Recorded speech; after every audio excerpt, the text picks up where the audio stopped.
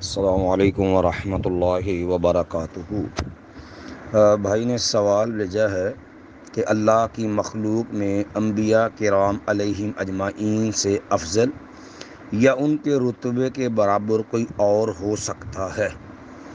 سب سے پہلی بات یہ یاد رہے کہ انسان کا علم جو ہے اللہ نے محدود رکھا ہے۔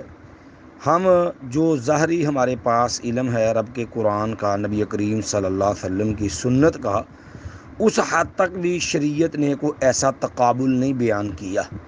البتہ قرآن مجید سورہ بنی اسرائیل جو ہے اس کا مطالعہ کریں تو اس کی آیت نمبر 70 ہے، 70 نمبر آیت ہے، وَلَقَدْ كَرَّمْنَا بَنِي آدَمَ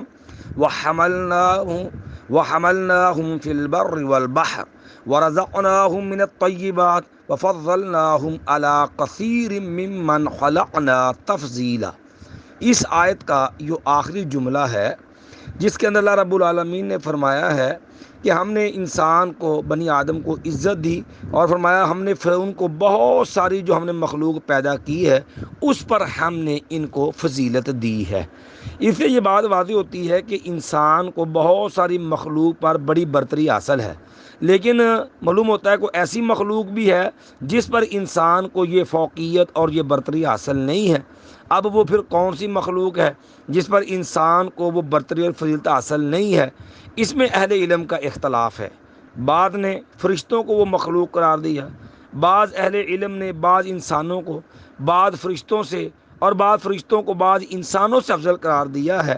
البتہ اس بات پر تو اتفاق ہے کہ نبی کریم صلی اللہ علیہ وسلم جو ہیں وہ آپ انبیاء میں سب سے افضل اور اعلیٰ ہیں، جو ہے جیسے نبی نے انا سید ولد آدم یوم القیامہ ولا فخرہ۔ تو جب ہمارے پاس حتمی علم نہیں ہے اور کل علم نہیں ہے کائنات کا، تو ایسے معاملات کے اندر زیادہ قرید میں نہیں جانا چاہیے۔